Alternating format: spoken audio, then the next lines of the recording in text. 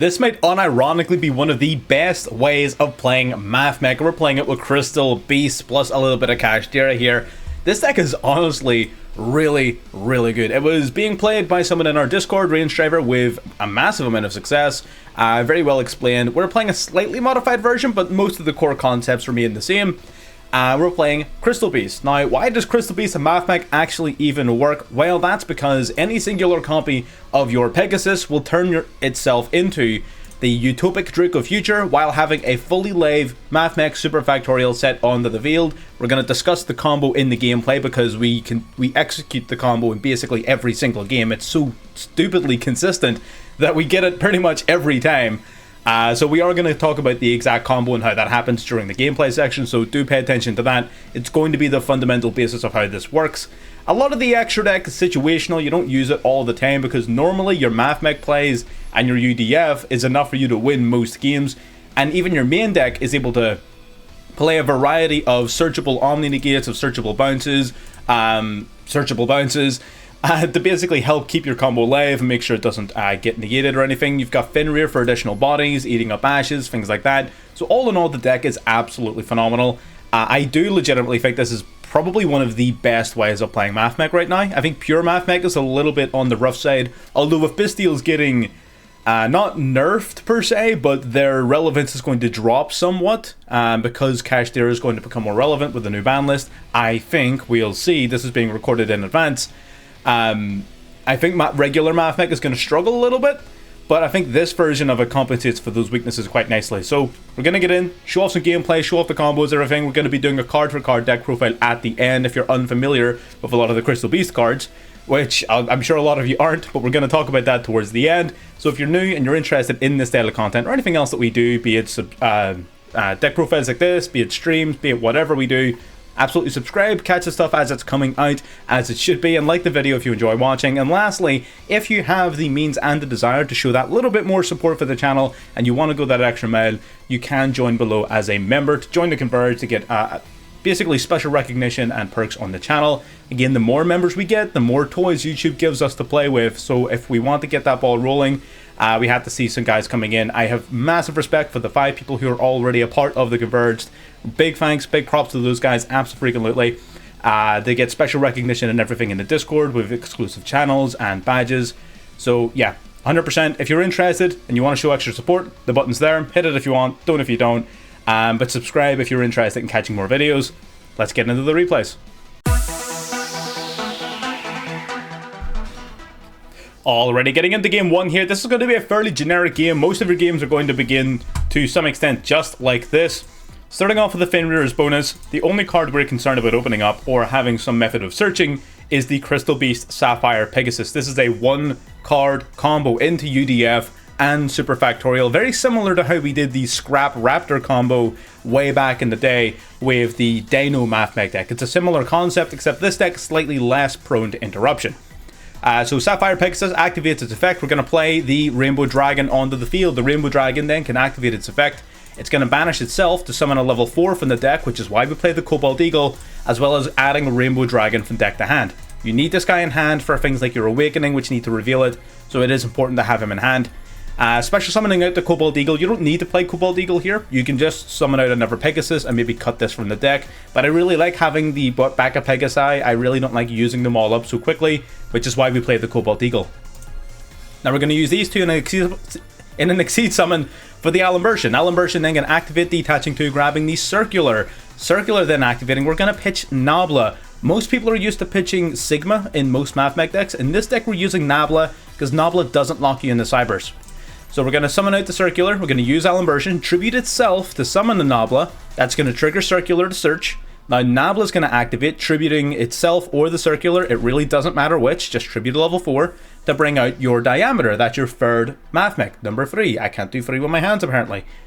But that's your third Mathmech. Then you're going to use these two to go into the Gaga Magician. This card can detach a material, summon back an Exceed monster from the grave. We're going to bring back Alimbertian, use these two to go into the Utopic Future, and then go straight up into your Utopic Drake of Future. And just like that, we have 3 Mathmechs in grave, including a Diameter. We have a UDF on board, we have Factorial in hand, and we have 5 other cards. Well, 4 other cards, because we searched for this one. We have 4 other cards that could have been anything. And a Fenrir. We have a Fenrir as well, right? So we can banish a face-up card, monster negate, negate, send 3 and a negate. They're going to send for a Water Enchantress here. Man, the super factorial against Adventure is just disgusting. Man, see this. This is disgusting. This is brutal. They're going to go for the Adventure, their Rite of Aramis here, summon out their token and set up their Fateful Adventure, so now they can search for their Omni-Negate and get all of these plays going, except we have the best counter in the game. We're going to go for Super Factorial, summoning back 3 Mathmechs from the graveyard. Then we immediately Exceed Summon into Pre-Mathmech Laplation. Prime Mathmech Laplation, then they get to add an equip spell. We don't care about that. They don't even actually, because we send it before it resolves. Laplation then detaches 3 materials to send a monster they control to the graveyard, a card, a spell and trap to the graveyard, and a card from their hand to the graveyard. We pitch 3 of our opponent's cards to the grave. We get rid of a Raid Raptor, rid of the token, rid of their continuous spell. They summon out their Ascendant of Thunder, but we've got Fenrir, we've got UDF, we've got Ash, we've got Crossite, we've got everything. He cannot win that game. 0% chance of winning that game. And there you go. That's the full combo. And that combo is so consistent. 1 Pegasus gets you that board. 1 Pegasus, that's it. You will do that every single game. Unless your opponent has like 2 or 3 hand traps, you're going to get that every game. But anyways, let's get into the next one. Already getting into game 2 here. Again, you're seeing the Pegasus in hand. It's just, you know what I mean? We played tons of ways of getting into this card. Primarily, of course, 3 copies of the card itself. Then we run 2 Crystal Bond. We run 3 Crystal Bridge of the Rainbow Heart, whatever.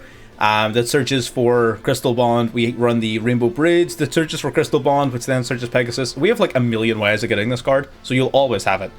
And the combo is linear. It is the exact same. We're going to banish for a and in this occasion we have to go for another Pegasus because we have Cobalt Eagle in hand.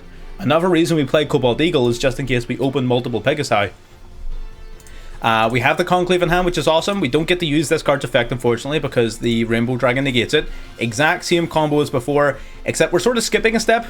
We can go into the Circular in advance, of course, here. So, Circular, we're activating Chain Link 1, Allen Burst and Chain Link 2.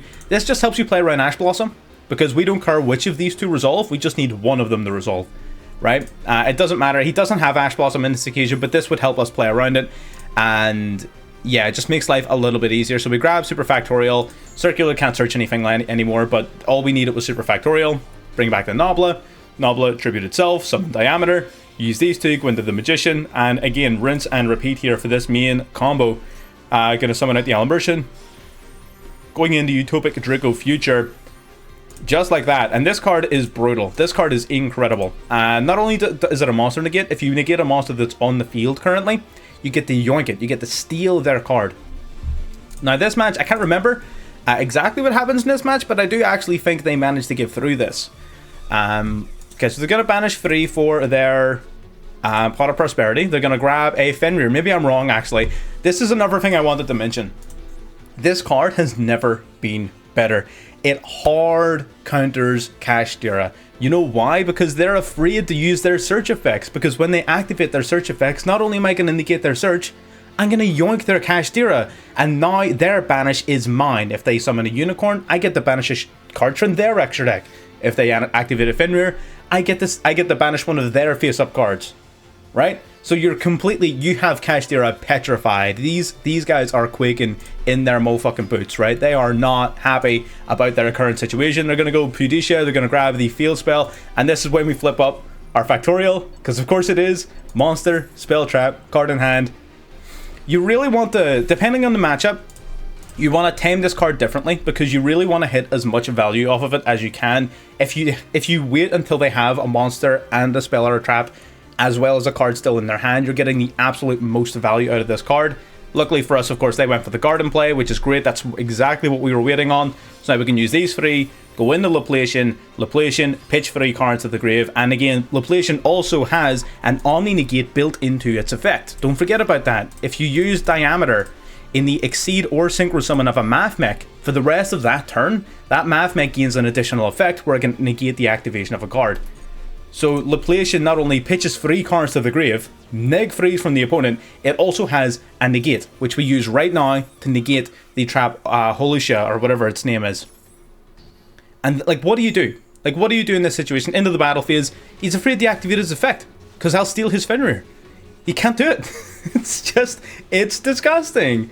UDF, again, the massive amount of value we just yoinked from this man off of the Laplacian. That's fine. He destroys our Conclave. We don't care about that. That's fine. Normal summon the Cobalt Eagle into the battle phase. We swing in, and whenever you have a Rainbow Dragon in hand and you declare an attack involving a Crystal Beast, you can actually special summon the Rainbow Dragon from the hand. So we get an extra 3k beater. Swing in, take out the Fenrir, swing in with the UDF, of course, and it's got one card left in hand. One left in hand. We set a card face down. We're feeling good about this. This is a nice, easy game. We cruising. We're gonna flip up the Conclave. Gonna summon out a Unicorn as well as Myrmelio. Myrmelio gonna get searching for the trap card, and they're just terrified of activating the Unicorn.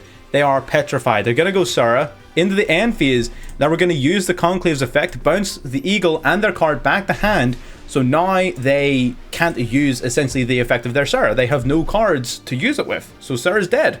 Normal the Cobalt Eagle. Go for Awakening. Awakening revealing the Rainbow Dragon and summon back the Pegasus from the graveyard. Pegasus then is going to play another Pegasus from the grave into the spell trap card zone just to build advantage. We're going to swing. We're going to destroy his shit. And we got easy lethal on board. There you go. Crushing Trap Tricks as well, and that I just really wanted to show that off because that's how much you petrify Kashtira. That's so funny to me. Honestly, that's one of the deck's biggest sells, in my opinion. The fact that it just petrifies Kashtira. I love it. Anyways, into the next one.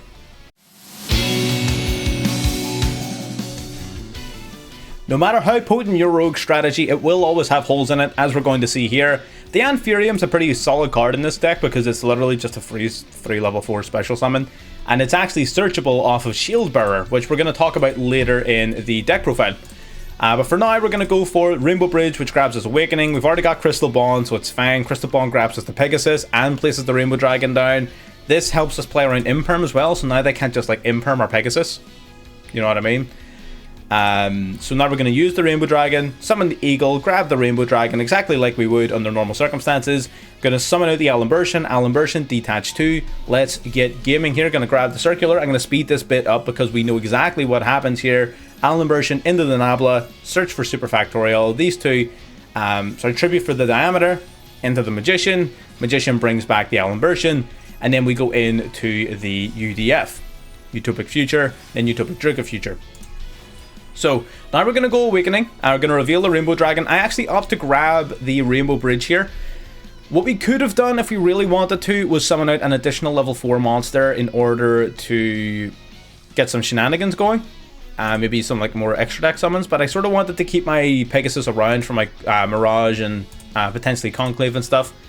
What I do mess up in this game slightly is our spell and trap card zone management. I actually put myself in a position where my plan was to have Awakening to summon a Pegasus during their turn to bounce one of their cards off of Heart, which we're going to talk about that during the deck profile. But I didn't leave myself enough back row. I didn't have enough room in the back row. So unfortunately, I just can't do it. I'm going to get into this turn though. However, we still have UDF, we still have Factorial, we still have Mirage, we still have Heartman.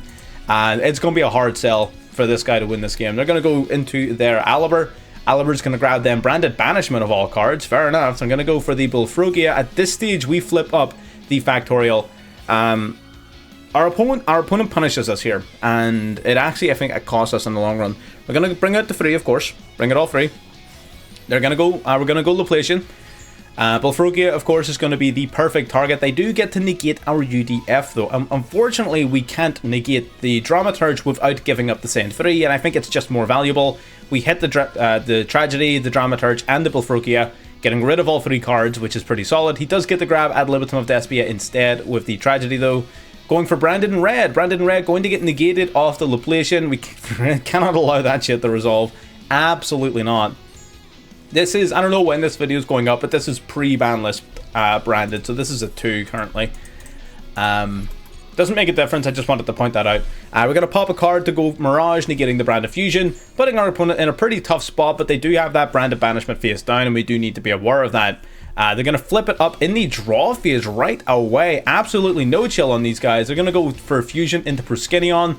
That is going to trigger off their Dramaturge here, which also comes back to the field, being an additional negate. So they've got us on the ropes. We're going to go for Awakening here. Awakening, revealing the Rainbow Dragon. They're going to steal the Future from the graveyard, which is a little annoying because the Future actually can't be destroyed by battle. So that's a bit of a problem. We're going to play Ruby Carbuncle here. Ruby Carbuncle. We had a few options here. So we could have went Pegasus, which likely in hindsight would have been better. The reason that I went for this play is I thought that the Carbuncle was going to be able to summon out the Rainbow Dragon, and then we would have been able to use Bridge to destroy the Carbuncle and grab it, you know, and sort of continue the combo. But I forgot that him summoning the Utopic Future actually triggers his Dramaturge. So that was a huge misplay there. It really does hurt us a lot. We grabbed Conclave because there was literally nothing left in the deck for us to search for other than Conclave, so we don't really have a lot of choice. The Future is immune to battle destruction, so we can't really swing into it either. He's going to banish a Tragedy here. We're going to flip out the Conclave, but again, it's not going to do an awful lot for us in this situation. It gives us one bounce. I'm going to fast forward here through this turn. I want y'all to watch this fucking branded Predaplant player showing us that Predaplants are still fucking powerful. This guy is an absolute mad lad. His deck is insane. He also was playing Tearlament, so he's not like that. It went from like super based to like kinda based as soon as we saw Merle. Merle, of course, by the time you're seeing this, is probably banned, or maybe like a day or two away from being banned. This mad lad is playing fucking Escantos. He's playing fucking Agido. He's playing all this crazy shit. He's playing the Ecclesia. Nuts. Mans is nuts. Into the Masquerade. And look at this board. Masquerade, Proskenion, Masquerade, Dramaturge, Mirrorjade, Alimbertian. Also getting rid of our Laplacian too. Again, out of pettiness, I'm pretty sure we use our Conclave to bounce his Mirrorjade just to be petty. But ultimately, we take a fat L here. That was a fat L. Sucks to suck, man. He was just better at the game. I didn't know that the UDF, the Utopic Future Summon, sorry, was going to trigger off his Dramaturge. Otherwise, I would have played that very differently. I doubt it would have made a massive difference. Don't get me wrong. I'm not saying that we would have won because of that play, but it definitely would have made me play the game slightly differently, for sure. But anyway, that's the way the game went. That's the way it is. Let's get into the deck profile. Alrighty, here she is. Really, really ridiculously fun deck. I absolutely love this. Big ups to Range Driver in the Discord, who originally sort of was showing this idea off. We did change it very, very slightly, but it is by and large the same deck. So, let's talk flex spots. We do and don't have a lot of flex spots, so we're not playing that many hand traps, but there are a few main deck cards you could potentially chop and change to give yourself a little bit more room. We are running at least the Maxi package though. We've got the triple Maxi, triple Ash Blossom, double Call by the Grave, and single Crossout. Have to run it. You simply have to. Maxi is a card, and so long as this card is legal, you have to play around it. Okay, so the main deck then, we also, I'm going to count the two Fenrir in this same sort of scenario. The two Fenrir, these can be hand traps, these can be board breakers, these can be whatever. Fenrir is a really nice card though, and it helps bait certain interruptions. So I'm a-okay with Fenrir in this deck. I think Fenrir is really, really good. So also it's a great cross-out target as well. Let's not forget about that. It's a fantastic cross-out target. So that's why we're playing Fenrir, but this, again, are just flex spots. There's 11 flex spots for you to play around with, even just in our version of it, and there are certain cards in ours that you don't even need to play. So we're going to split the deck up into 3 different sort of sections. We're going to talk about Crystal Beast, we're going to talk about Mathmech, and we're going to talk about the general sort of extenders. So let's talk about Crystal Beast first. So we are playing 4 different Crystal Beast monsters in the main deck, and we're playing 1 copy of Rainbow Dragon. We're playing Ruby Carbuncle, Cobalt Eagle, triple Pegasus, double Rainbow Dragon, Crystal Beast Rainbow Dragon, and a singular OG Rainbow Dragon. Also got a bunch of spells and traps, which we'll get to in a minute. So Carbuncle. Sorry, I should cover. The way all of the Crystal Beasts work is that if they would be destroyed, you can instead put them into the spell and trap card zone as face-up continuous spells. So They all also have their own effects though. So Carbuncle, when this card's special summoned, you can special summon as many Crystal Beast monsters from your spell and trap card zones as possible. So you basically just get to flood the field under good circumstances. You can special summon this card quite easily off of the likes of Awakening. So it can be a pretty good play for going for lethal, although it is one that admittedly I probably don't utilize as much as I should, but it is an effect nonetheless. We're playing Cobalt Eagle just as a name that isn't Pegasus, basically. The way your Rainbow Dragon work is it needs to summon out a level 4 from the deck. I would really rather not burn through all of my Pegasus right out the gate, so I tend to opt to play the Cobalt Eagle instead. Having another different name in your deck also helps with your Crystal Bond, making sure you can resolve Bond more commonly. So it does serve a couple of different purposes, but primarily it's just here to be a not Pegasus. And it's level 4, which is what makes it better than the other Crystal Beasts. Speaking of better than the other Crystal Beasts, the only one that's actually worth playing from the original set is the Crystal Beast Sapphire Pegasus. When it's summoned, you place a Crystal Beast monster from your hand, deck, or graveyard into the spell and trap card zone. That is not once per turn, and it's from basically anywhere, which is insane. This card is awesome. This is the one card combo. You saw it in the gameplay. If you skipped past the gameplay to the deck profile, first of all, what are you doing? Go. Secondly, you're going to need to watch that to get the grip with what is actually going on in the deck. And then we got the Rainbow Dragon. So this works directly alongside your Pegasus, of course. Pegasus is going to place this card into your spell and trap card zone. The reason being, this card can banish itself from your spell trap zone to special summon a level 4 lower Crystal Beast monster from the deck, as well as add a Rainbow Dragon to hand, or an ultimate crystal monster, but a Rainbow Dragon. And that's important. So not only do you get to special summon a level 4 for free off of your Pegasus summon, there's your rank 4. You also get to add Rainbow Dragon in the hand, which means that it's guaranteed to be in your hand for resolving your Awakening of the Crystal Ultimates. You can play this card at 3. Many people do, and at some points, on occasion in longer games, I did miss the third copy. I would be very tempted to run this card at 3. I don't know what I would cut at face value, but I would definitely want to run this at 3. If you have 3 copies of it, by all means. But 2 works fine for most games because the games tend to be a little bit shorter. So you can get away with 2, but in longer games you definitely miss the third copy for sure. Rainbow Dragon is here exclusively for its name, and that's it. It's just a name. Rainbow Bridge, add a crystal spell or trap from deck to hand. 1 line of text, no restrictions, no once per turn, no nothing. This card's awesome. Love it. Mandatory 3 of. Crystal Bond. This card's a pretty incredible starter. We're only running 2 copies of it. Number 1, because I only have 2. And number 2, you actually don't want to run 3 of this because it can be a little bit bricky. You only really get to resolve it once, functionally speaking, in most games. So the way Crystal Bond works, you grab a Crystal Beast monster from deck to hand, and then you place a Crystal Beast with a different name from your deck in your spell and trap card zone. So basically, you can play Pegasus to hand and then play a Rainbow Dragon straight to the spell trap card zone. It just means that like an imperm on your Pegasus doesn't completely kill your play. An imperm on your Alambertian still kills your play, so it doesn't like make you imperm proof, don't get me wrong, but it just removes 1 point of vulnerability from the combo. It is once per turn, and it is extremely searchable, so we definitely do not want to play more than 2. I think 2 is the perfect number. It is ridiculously easy to search for if you really need it, and you don't even really often need it, because all you really need in hand is Pegasus, right? So, it's up to you. Rainbow Bridge of the Heart is nuts. This card does basically everything. First of all, you can normal summon a Crystal Beast monster in addition to your regular normal summon set. Instant rank 4. Just that.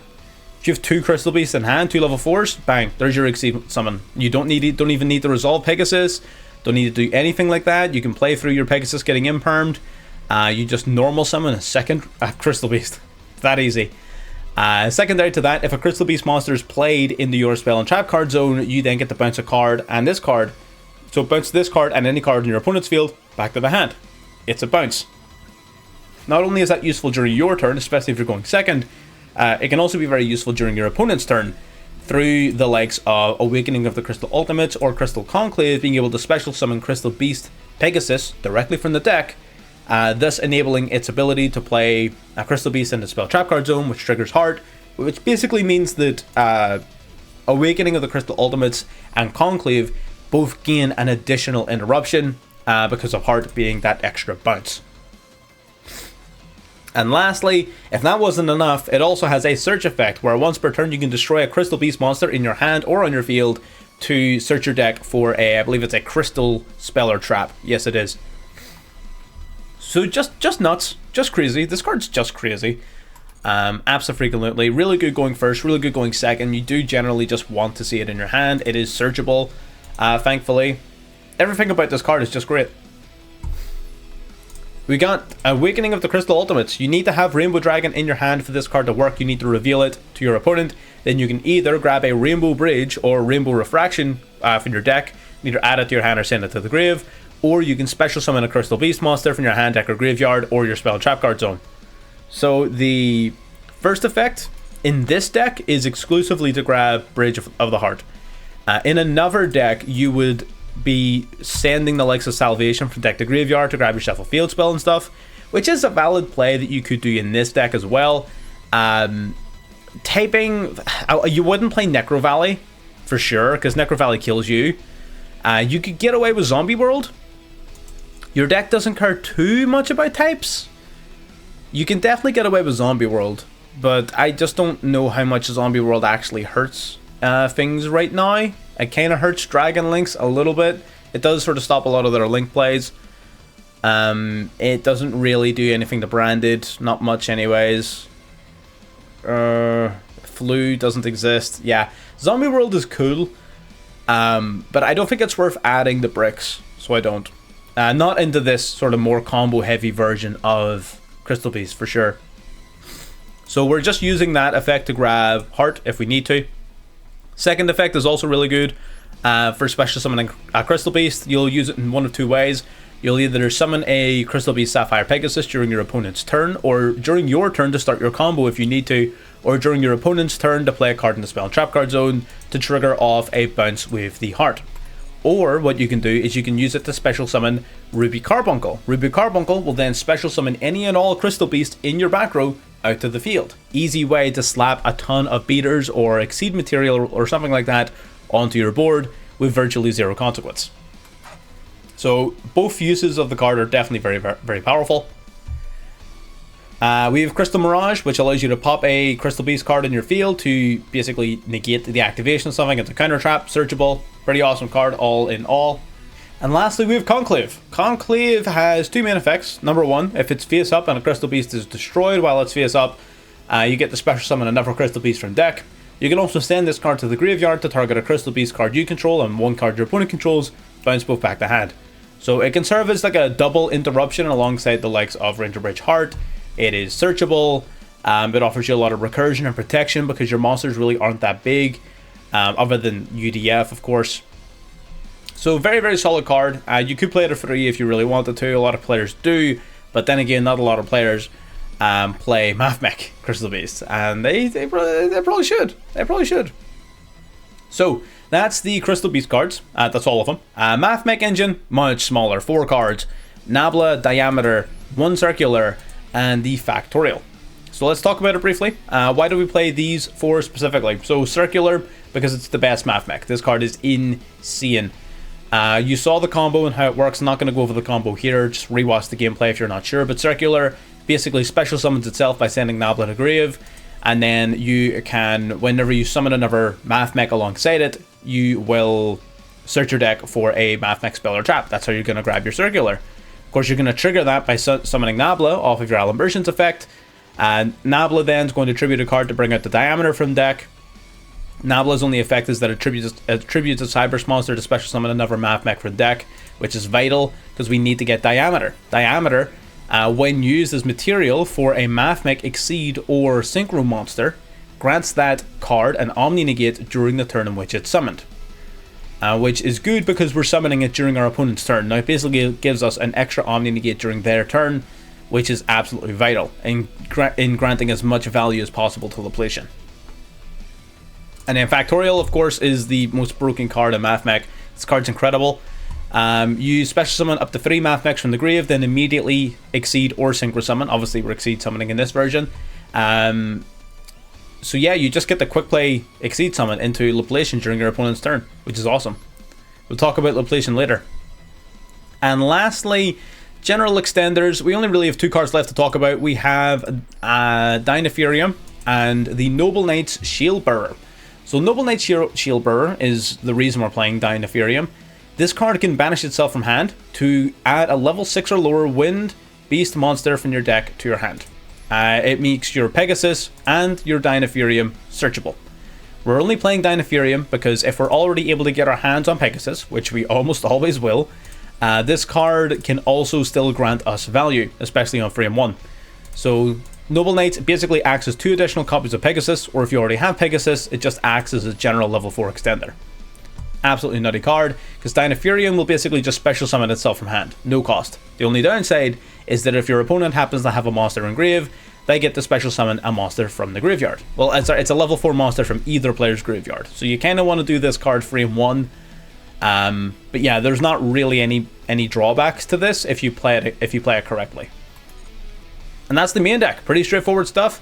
It's really not all that complicated to pull the combo off. Again, you saw it in the gameplay. It's very linear. The rest of the deck will take a little bit of getting used to in terms of what to loop, what to grab, what to cycle. So yeah, it may take a little bit of a learning curve, but ultimately it's really not that complicated to get at least the main Mathmech plays down and how Crystal Beasts interact with it. Speaking of which, most of this extra deck is filler. I very rarely summoned most of it. In fact, to the stage where I would likely drop a lot of these cards to play additional copies of my Mathmech cards just to guarantee that my combos go through. Let's talk about the actual important cards, the ones that I would definitely play. Well, let's see, what ones would we not play? We can maybe drop these 3 right off the bat. Let's talk about this 12, this 11, and then we can talk about good options for the last 4 cards. So, UDF package, you all saw it in the video. This is the boss monster of the deck.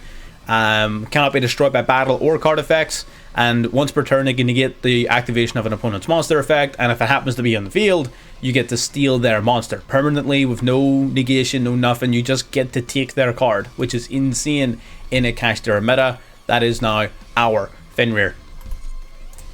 Abyss Dweller, pretty solid card overall, not like too broken right now. It was a lot stronger during the Tirlament meta, but that is coming to an end. So whether or not you need to play this card going forward is up in the air. If you don't have it, I wouldn't lose sleep over it. Don't go out of your way to craft it just for this deck, although it is a pretty decent card just to have. So you'll not go far wrong by crafting it. Basically, you can detach a material as a quick effect, and for the rest of that turn, neither player can... your opponent can't activate any card effects that activate in the graveyard.